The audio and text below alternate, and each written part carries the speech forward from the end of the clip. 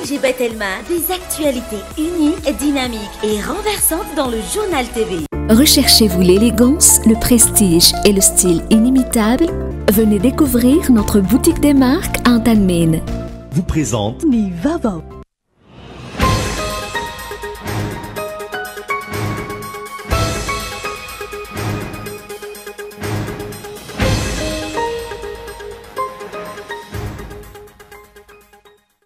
Andrasan'ny vahoaka fantatra ny fomba fijery sy ny fihetsika ataon'ny mpitondra manoloana ireo nosy malagasy.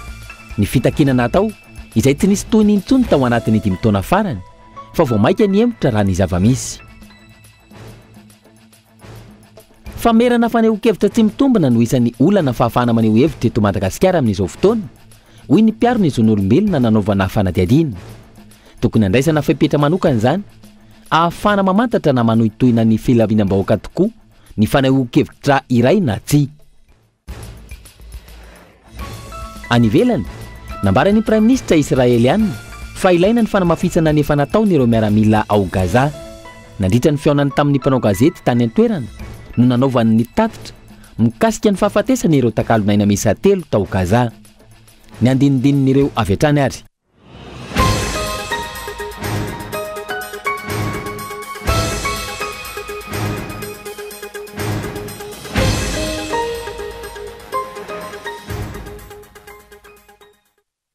Ankafaliana toko klasy toko vavy no hitsidiana ny tokantranonao amin'izao alina izao. Miarabanao tonga soa atao anatin'ny fampahalalam-baovao ary manasanao anaraka izany hatramin'ny farany. Matoa andahatsoratra avy hatrany no anokafana ny fampahalalam-baovao. Andrasan'ny vahoaka fatratra amin'izao fotoana ny fomba fijery sy ny fihetsika ataon'ny mpitondra manoloana ireo nosy malagasy amin'izao fotoana. Ny fitakinana atao izay tsy nisy toy n'intsony tao anatin'ny 5 taona farany fa vao maika ny hemotra raha ny zava-nisy. Arahantsika ny matoa andahatsoratra. Vitiny ny fianianana nataon'ny filoha ary voapetraka amin'ny toerana maha-filoha-mpanjakana azy ny filoha vaovao Andry Rajoelina. Nanamafy ity farany tamin'ny lahateny nataony fa ho filohan'ny malagasy rehetra ary misokatra amin'ireo vovonana hiara isa lahy hanason'ny vahoaka na mpiaradia aminy na ny hery-velona samihafa, ny mpiasa-mpanjakana sy ny tsy miakana, na inona fiaviana na inona filoana.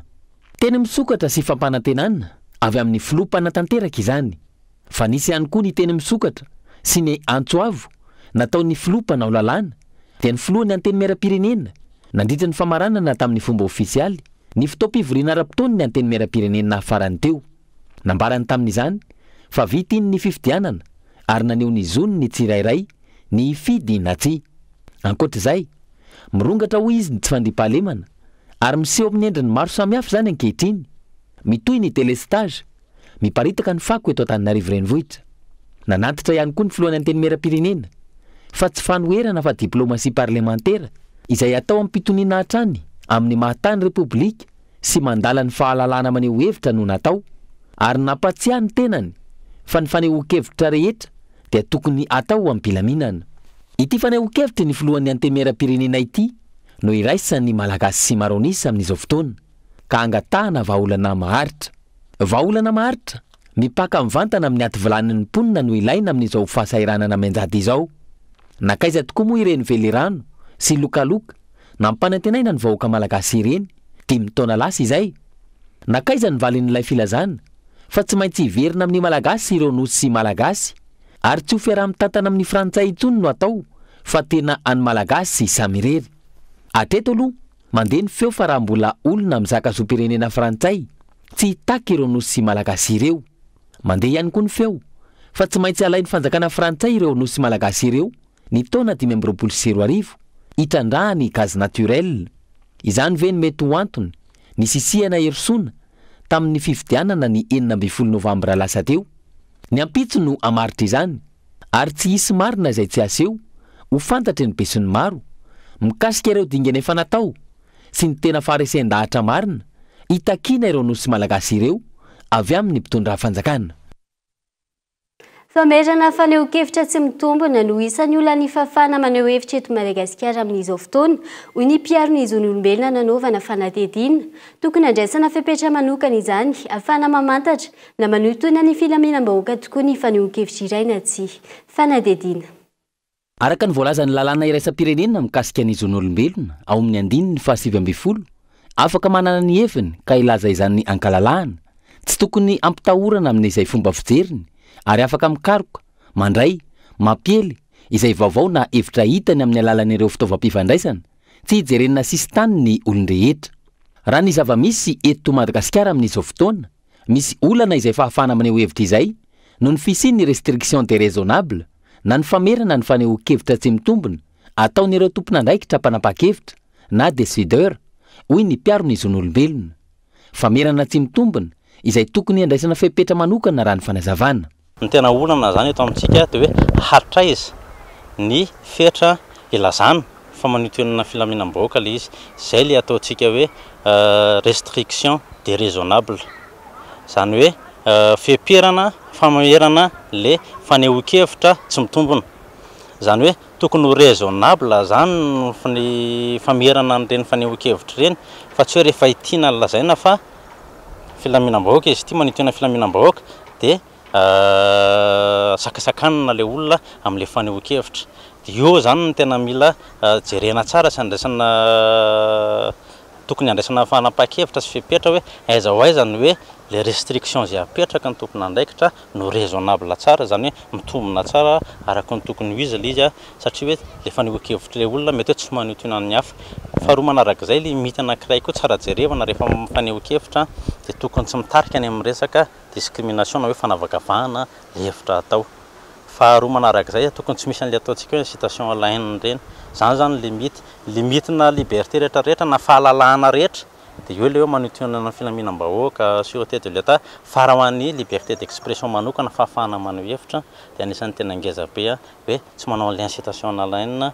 na manao an'le discrimination zany hoe mety mivoy ohatra hoe fanavakavaham-bolokoditra ohatra zay ankilany tokony roso amin'ny fanabeazana fampahafantarana ny lalàna ho an'ny rehetra ny fanjakana tsy ahatongavana any amin'ireo voalaza ho fetra ny fahafana maneho hevitra toy ny discrimination na fanavakavahan-kevitra sy ny incitation à la haine ho hiatrany ny fanazavana ohatra tsy araka ny lalàna loatra fa ohatra ara-piarahamonina kely no jerevako hoe mifameno ve hoe inona kokoa ny tokony ho anampina ao amin'ny olom-pirenena zany sa inona no tsara fantatra maka ohatra anankiray mahakasika ny resaka fahalalana amin'ny ankapobeny raha ho atokantrano ianao raha misy olona anankiroa atokantrano dia raha ohatra ka ny anankiray manao zay tany-kibony ka ny anankiray miavy ataontsika hoe mpivady ohatra dia amin'izay zao dia efa le fahalalana le anankiray fa manomboka vohitsakitsaka mety hoe tsy hoe tsy mahafantatra an'le izy le anankiray mety mahafantatra ihany izy fa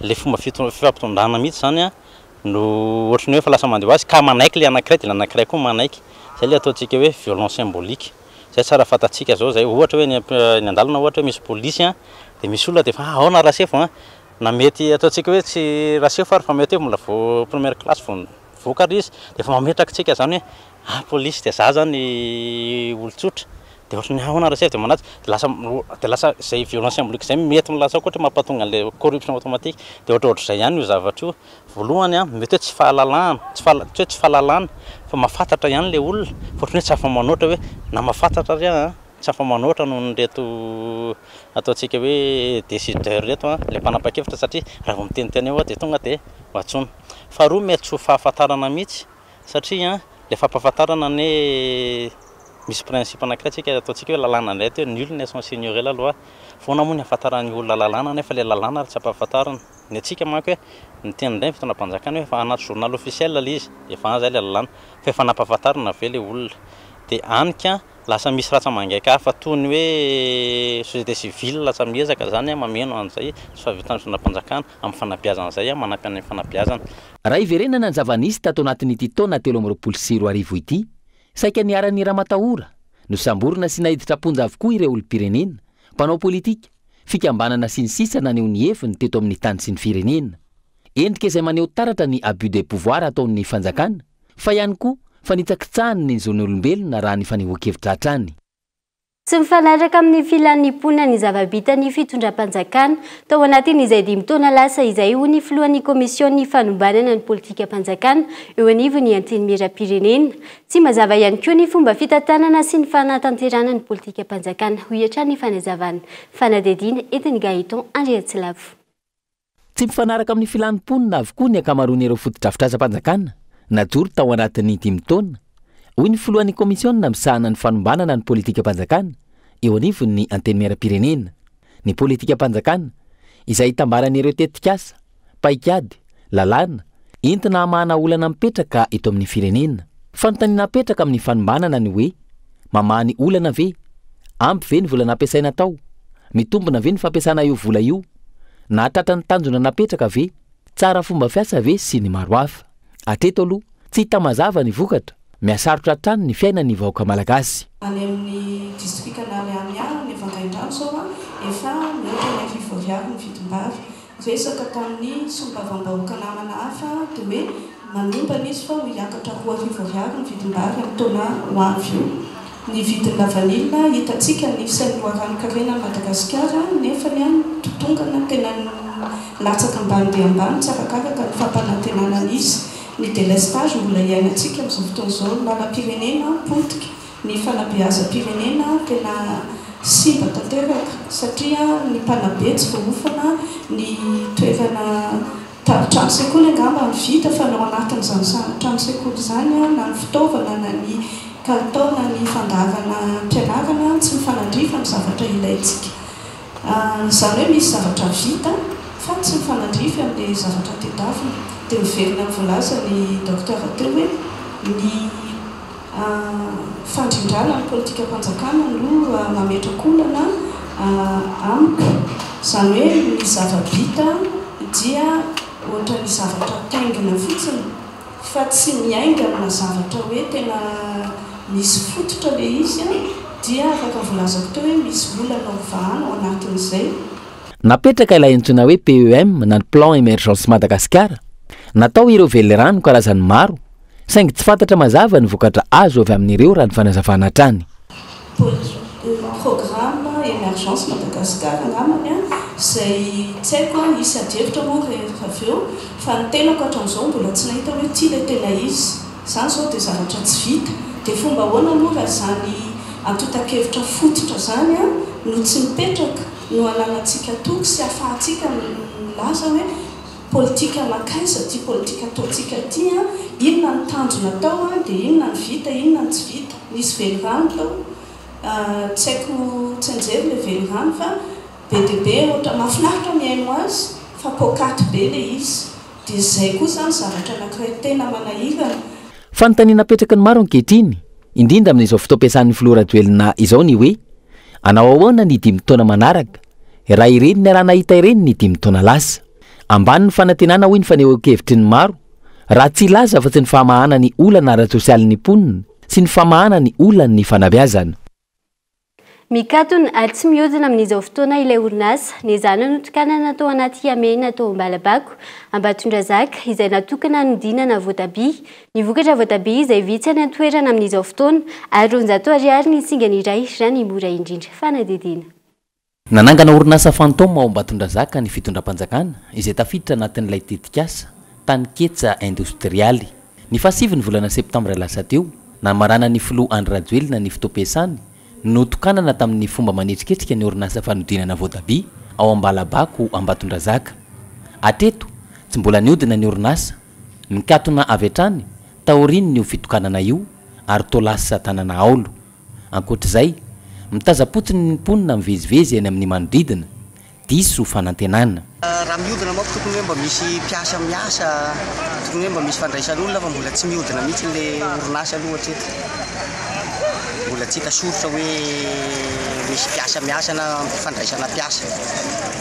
Ie. Fa zay zany dia mikato fotsiny eo izy zany. Ie, eo aloha hatreto. Mbola tsy mihodina le izy. Nandisy fanantenana ny vahoaka amin'ny ankapobeny ity fahazoana orinasa ity. Toy ny tsy misy akory fa trano mijoalajoala fotsiny, tsy misy mpiasa, tsy misy na inona na inona. Ankondro mahi misy masaka ny vokatra voatabia ankehitriny ka sarotra lazaina mikavana araka ny fanazavan'ny tantsaha. Fanampin'ireo misedra olana noho ny afitoky ny biby mpanimba voly ny voatabia ao an-toerana. Lafo anefa ny fanafody fitsapony izany ka mampitaraina ireo tantsaha. Fa ny tena problème zany le fanakodina lolo mihitsy ny tsy mahomby mihitsy zany.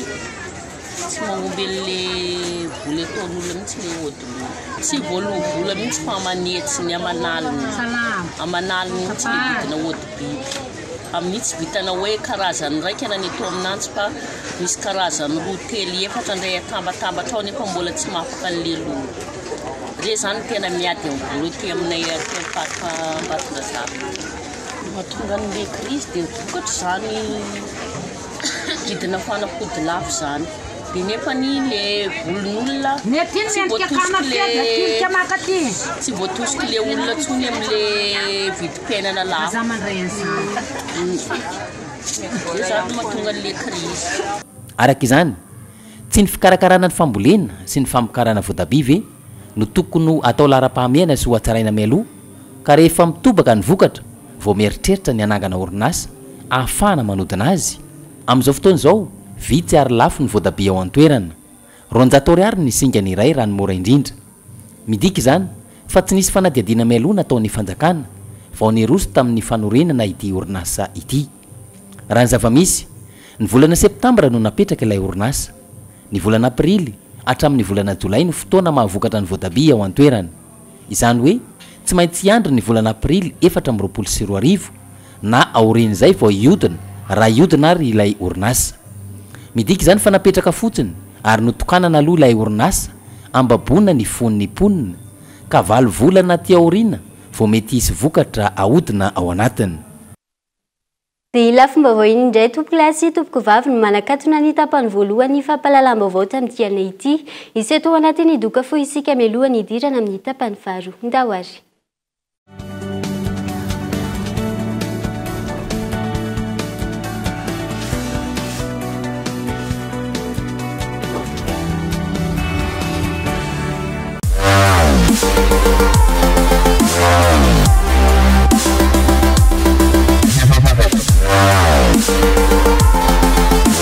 Découvrez de nouvelles sensations.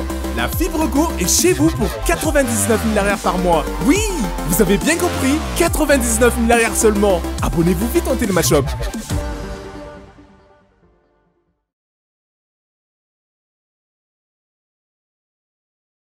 Recherchez-vous l'élégance, le prestige et le style inimitable?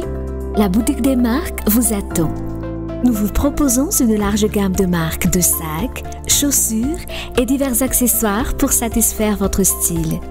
Adidas, Fossil, Lacoste, Lancel, Michael Kors, Nike, Tommy et d'autres marques les plus appréciées. Venez découvrir notre boutique des marques à Antalmine. Téléphone 034 81 978 01. La boutique des marques vous attend.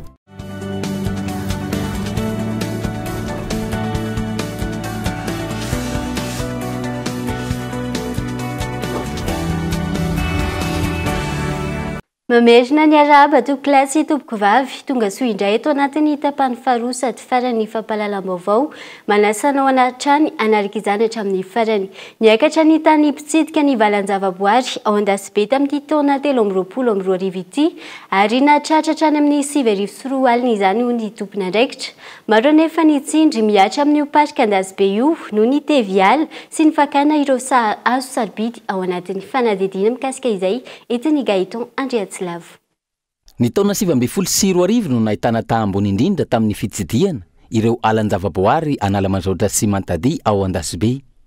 Ny taona 2024 niena ny mpitsidika saingy ny voatra sy ny atsaratrany zany taty aoriana.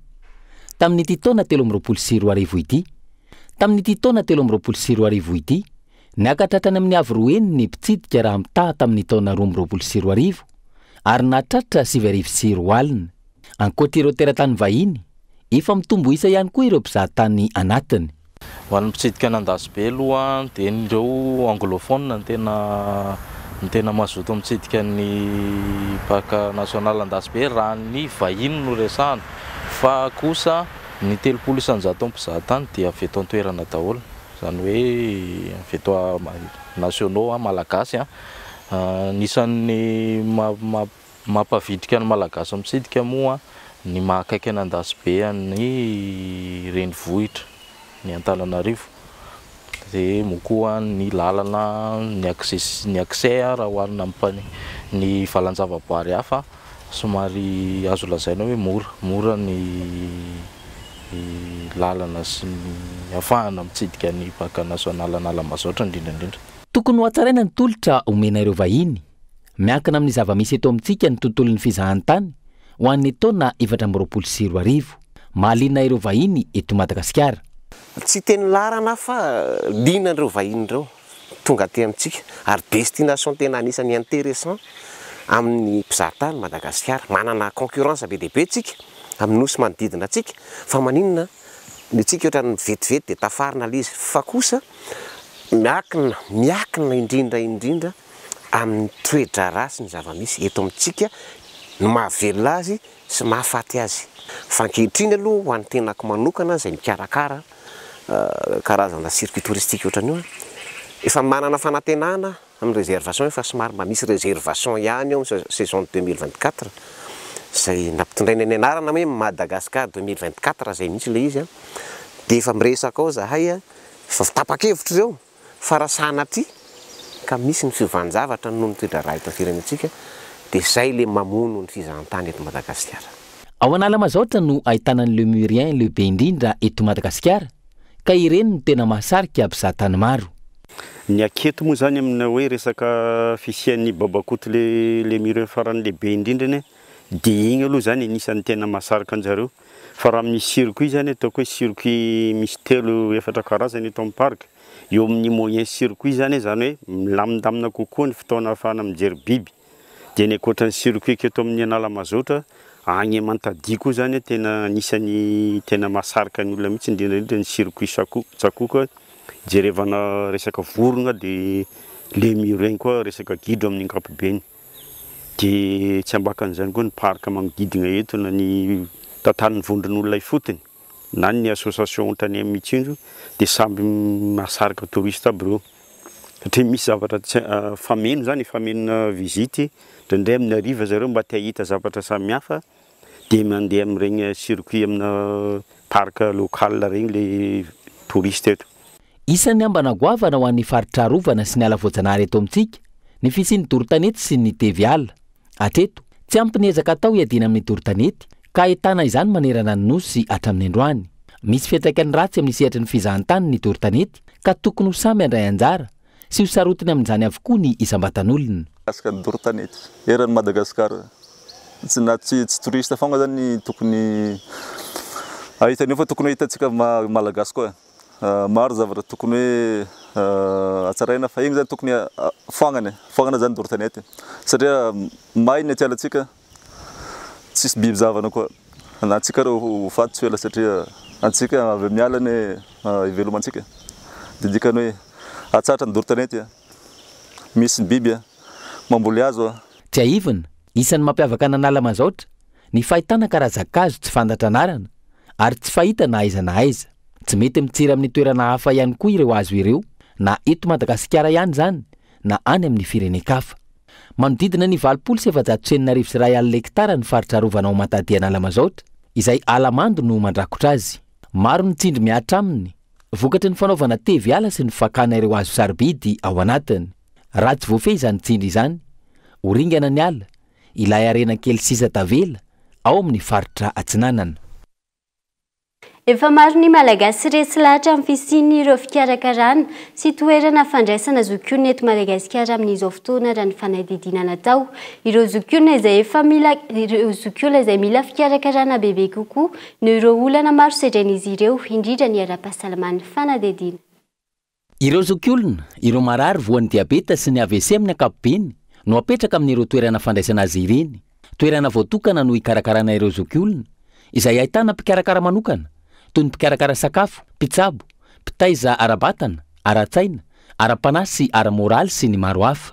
Manana tompony ireo zokiolona raisina tanana amin'ireny ivitoerana ireny na eo aza ny fisian'ny fahasamihafana ara-kolontsaina sy ara-piarahamonina ny ainan'izy ireo mialohan'ny idirana ny résidence. Efa manomboka resy lahatra amin'izany ihany koa ny malagasy raha ny fanazavana. Tamin'ny voalohany aloha dia tena hoe zavatra vaovao an'ny malagasy ny zavatra nataonay. Tsy kolontsaintsika mihitsy zany hoe hanatitra ny ray aman-dreny aty amin'ny toerana ohatranay zany centre ohatranay dia amin'izao anefa noho ny rotorotom-piainana efa hitantsika ny rythme isan'andro dia manomboka misokatra ny sainy malagasy hoe tsara karakara kokoa ny ray aman-dreny raha atao amina ivon-toerana manana traikefa-ny amin'izay moa milamin-tsaina kokoa izareo any amin'ny toerana misy azy raha lavitra any amin'ny toerana iasany hoe voakarakara ny ray aman-dreniny aty.